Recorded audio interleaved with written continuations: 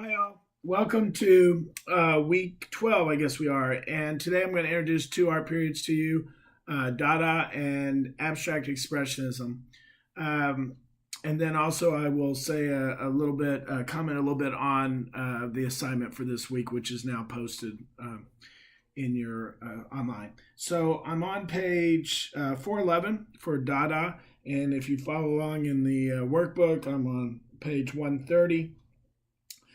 Dada is an art movement that lasted only 7 years. It was from 1918 to 1925. Dada is one of those movements where it was created in reaction to a world event. In this case, is World War One, and actually it goes well with talking about abstract expressionism because abstract expressionism came right after World War II. So these art periods, when we talk about artists capturing the zeitgeist of the time and reflecting what's going on, these two art periods do a really nice job of that's where they're coming from. They're reflecting what the thinking is, the feeling, the mood of the people and society at that time, and therefore it directly reflects the art. So and with that said, the statement for Dada is useless to create beauty in a world that could destroy itself. And is what the artists were responding to is how they realized that the world was crazy at this time, that we had just gotten done with World War One.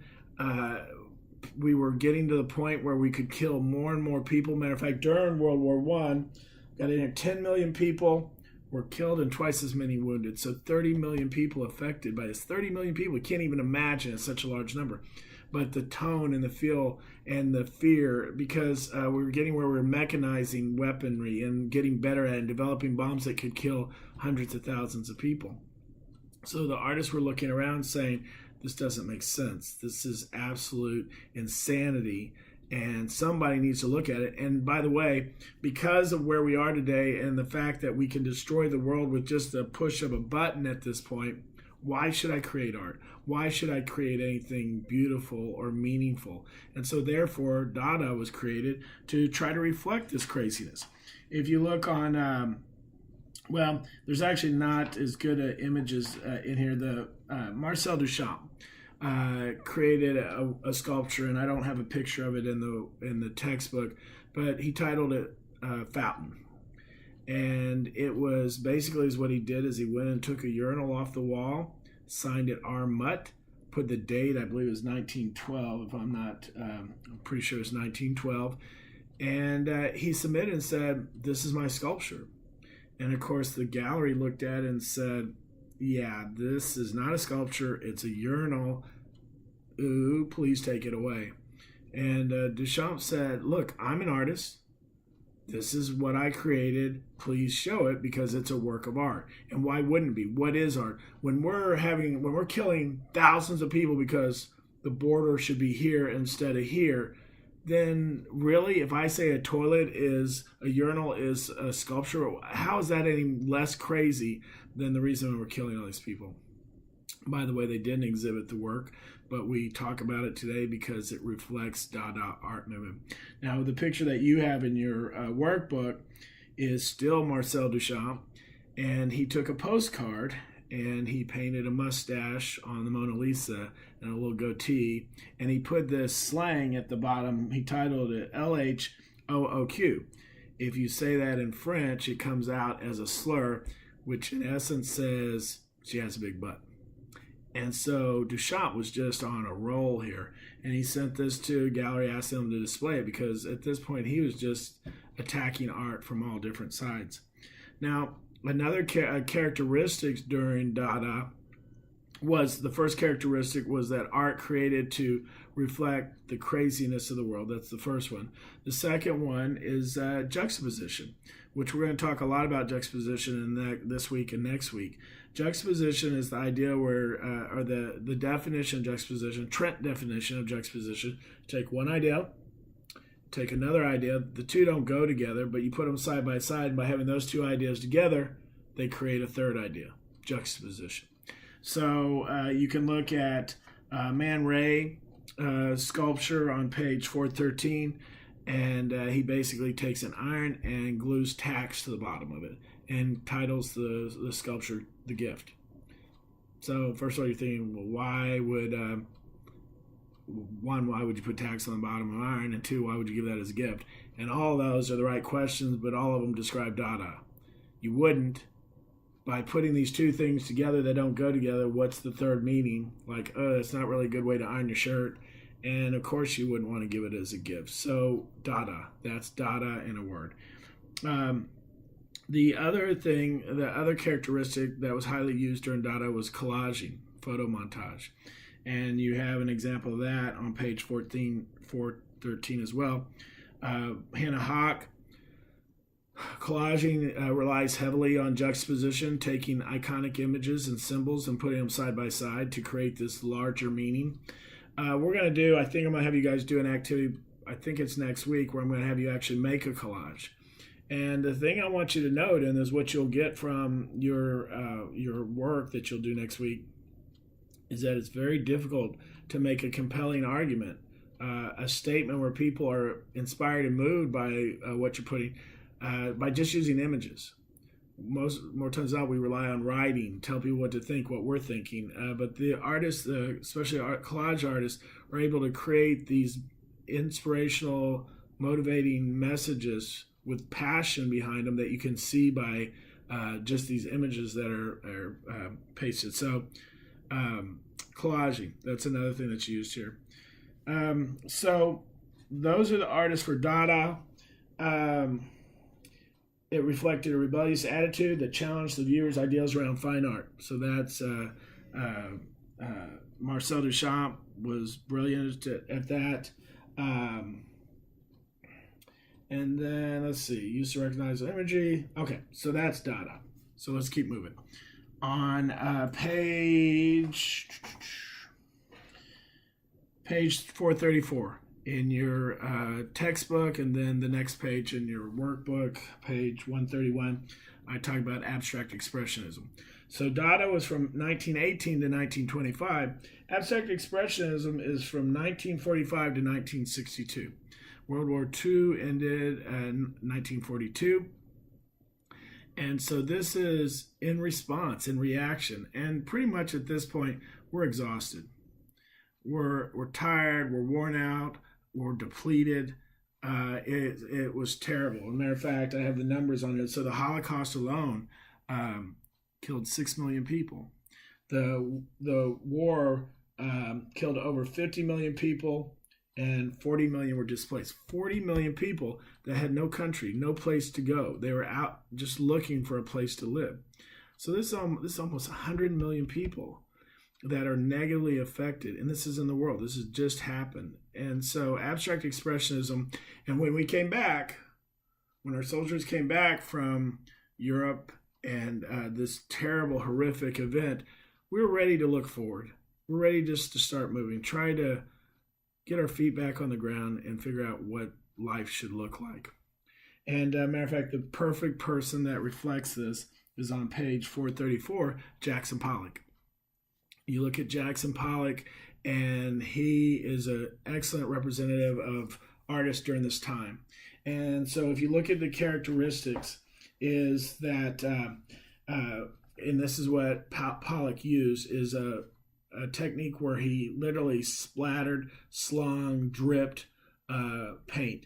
And this is so, if you look at the statement about abstract expressionism, it says, making a work of art was as important as the work of art itself. So you look at Jackson Pollock and say, I could do that. Well, yeah, you could, but you didn't, first off. And then the second thing is, it's the process of creating it and the result. And so Jackson Pollock, and matter of fact, there's a nice picture of it on 434 in your workbook.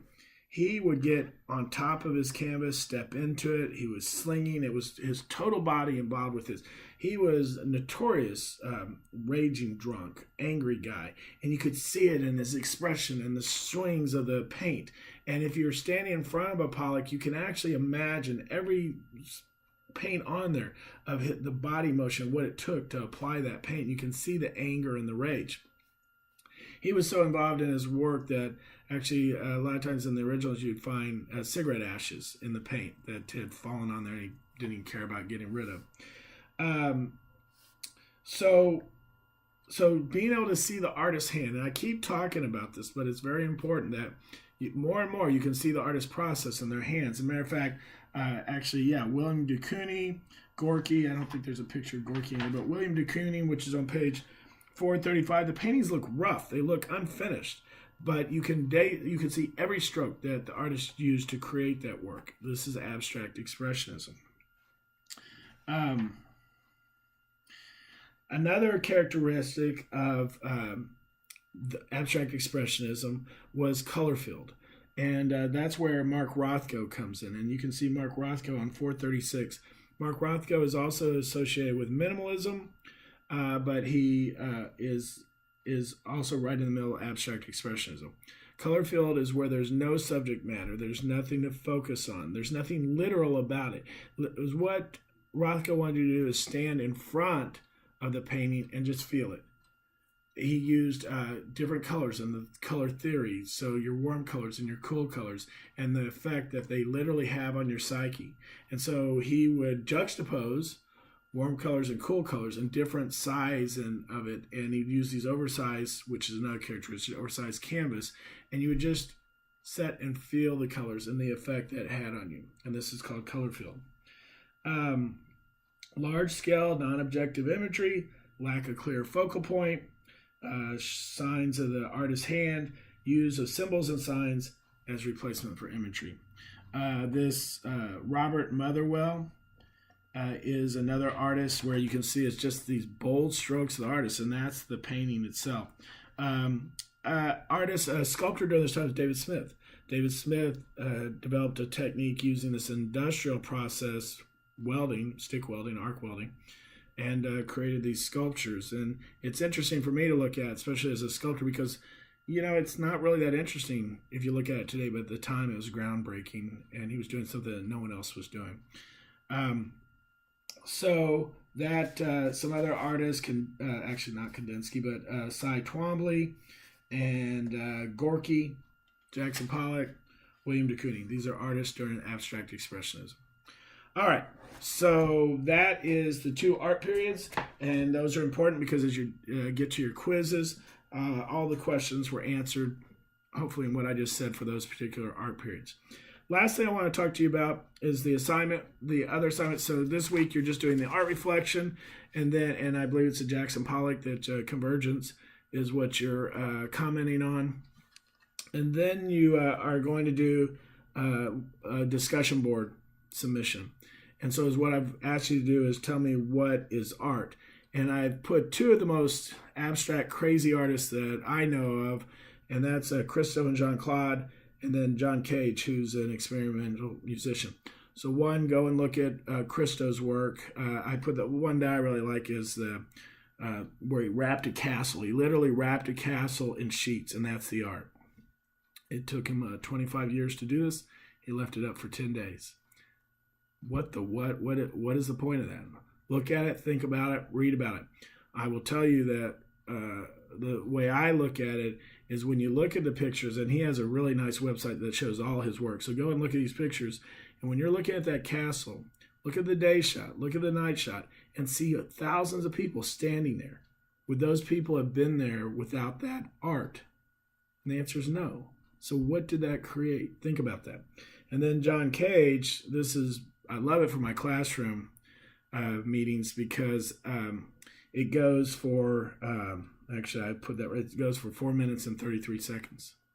And it'll be the longest 4 minutes and 33 seconds you've spent in a long time. But what's the point? And there is a point. There is a point. There's intention to this work. Cage is a groundbreaking experimental musician. And his work, you can read as much as you want about this person and what he's done. So look at it, think about what he's trying to accomplish and why people actually pay to listen to that concert. So I'll be anxious to see what you guys have to say. Remember, 150 words for all your posts. The reasons I do that is so you don't just write, yeah, me too, or I like what you said, so that you actually have to think. It is an online class. Participation is the biggest part of it, and commenting on each other is what expands the class. So once again, I look forward to your work. You guys have a great week, and I'll see you next time online.